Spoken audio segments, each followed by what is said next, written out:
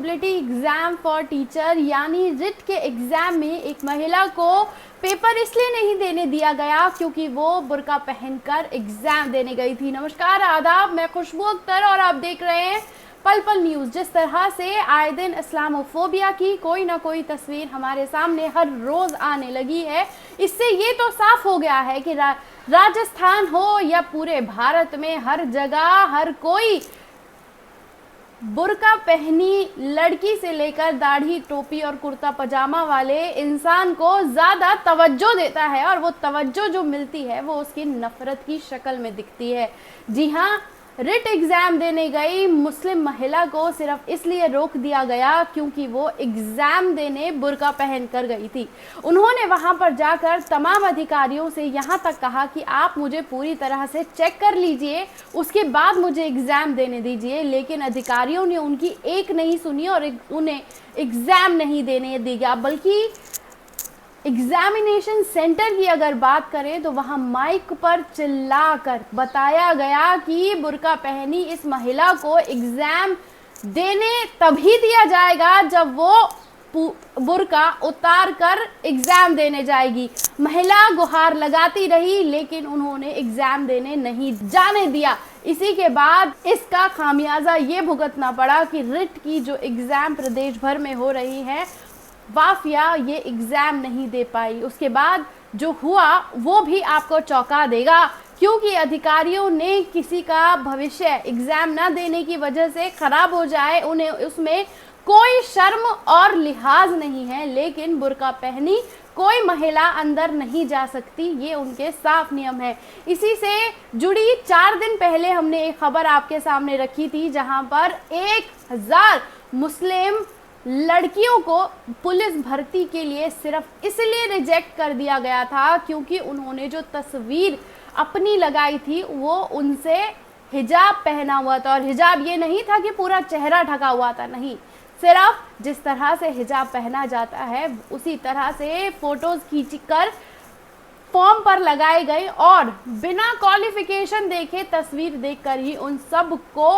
हटा दिया गया, जिस पर तमाम लोगों ने चुप्पी साध ली थी। हमने ये खबर भी दिखाई थी आपको, लेकिन इसी के साथ साथ अब राजस्थान से सामने आई ये खबर फिर से चौंकाने वाली है कि जब बात आती है मुसलमानों को निशाना बनाने की, तो अब जब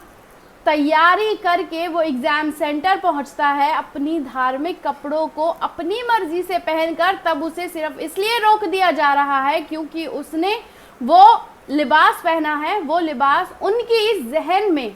और उनके क्राइटेरिया में नहीं बैठता। अब कोई और धर्म का इंसान वो चोला पहनकर या किसी भी तरह का वस्त्र धारण करके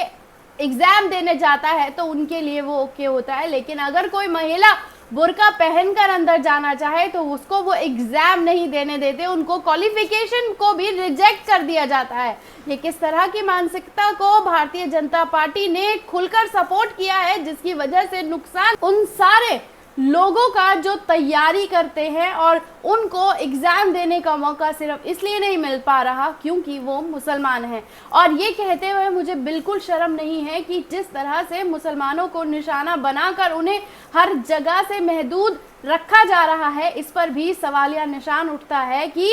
किस तरह से वाफिया पूरी तैयारी के साथ जब एग्ज़ाम देने पहुंचती है तो उन्हें सिर्फ इसीलिए एग्जाम नहीं देने दिया गया क्योंकि उन्होंने बुर्का पहन रखा था। प्रदेश भर में आयोजित रीट एग्जाम्स के दौरान कोटा में एक मामला सामने आया है जहां पर ओम कोठारी इंस्टीट्यूट में मुस्लिम समुदाय की स्टूडेंट्स जब बुर्का पहनकर एग्जाम देने प्रवेश भवन में जाने लगी तो उन्हें रोक दिया गया और कहा गया कि बुर्का उतार कर आएं। उन्होंने कहा कि आप ड्यूटी पर तैनात किसी भी महिला स्टाफ से मेरी चेकिंग करा लें और मुझे जाने दें, लेकिन उन्हें ये कहने के बावजूद नहीं जाने दिया गया। उन्हें बल्कि बेइज्जत किया गया और माइक पर चिल्लाकर ये कहा गया कि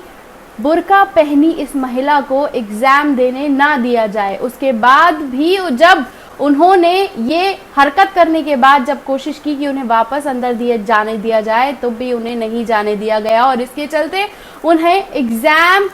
से महदूद रहना पड़ा। इसी के साथ जब ये पूरा मामला धार्मिक भेदभाव को लेकर सामने आया तो उन्होंने अल्पसंख्यक विभाग में इसकी शिकायत की है और उस शिकायत में उन्होंने लिखा है कि बुर्का उनका धार्मिक पहनावा है और उस धार्मिक पहनावे को पहनकर जब वो एग्जाम देने गई तो सिर्फ उन्हें बुर्का पहनने की वजह से नहीं जाने दिया गया, जिस पर अब वो ये चाहती हैं कि अल्पसंख्यक विभाग इसके खिलाफ कार्रवाई करे ताकि जो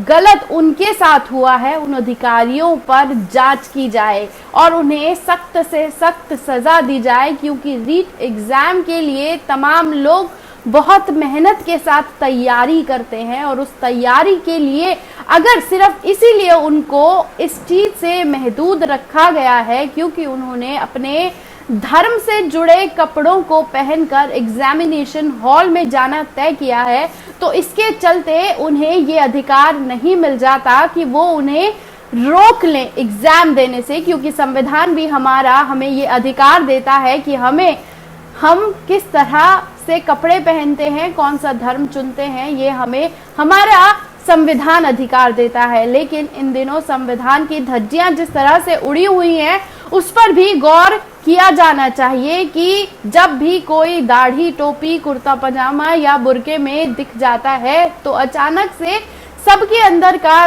इस्लामोफोबिक डर सामने आ जाता है और किसी न किसी तरह से उन लोगों को शिकार बनाया जाता है या निशाना बनाकर उन्हें नुकसान पहुंचाने की कोशिश करती है। वाफिया का ये मामला पहला नहीं है। पश्चिम बंगाल में भी इसी तरह से 1000 मुस्लिम स्टूडेंट्स को सिर्फ इसीलिए रिजेक्ट कर दिया गया था क्योंकि उन्होंने ये अपने इस्लामिक जो पहनावा है उसे पहनकर एग्जाम में शामिल होने के लिए वो लोग वहां गए थे, इसीलिए उनको वहां पर रिजेक्ट कर दिया गया था। और उसी के साथ साथ असम में भी इसी तरह से एक मामला सामने आया जहां पर 800 परिवारों को बेदखल कर दिया गया है। लेकिन सवाल वही उठता है कि बार बार भारतीय जनता पार्टी तो साफ तौर पर मुसलमानों से नफरत निभाने में पूरी तरह से लगी हुई है, जो आए दिन किसी न किसी शक्ल में तस्वीरें सामने आती रहती हैं। लेकिन इसी के साथ ये भी देखना बहुत ज़रूरी हो जाता है कि जिस तरह से ये तस्वीरें सामने आ रही हैं इस पर स्टूडेंट्स पर कितना गलत प्रभाव पड़ेगा, इसके बारे में भी सोचा जाना चाहिए और कड़ी से कड़ी कार्रवाई की जाना बहुत ज़रूरी हो जाता है, क्योंकि जब एक स्टूडेंट पूरी तैयारी के साथ एग्जामिनेशन हॉल में सिर्फ इसीलिए एग्ज़ाम नहीं दे पाता क्योंकि उसने अपना धार्मिक लिबास पहना है, तो ये कहीं ना कहीं देश में संविधान के उस अनुच्छेद का भी उल्लंघन है जहां पर वो खुद आज़ादी देता है आपको धर्म और कपड़े अपनी मर्जी से चुनने का। आपको कैसी लगी यह खबर कमेंट बॉक्स में आके अपनी राय देना ना भूलिएगा। शुक्रिया।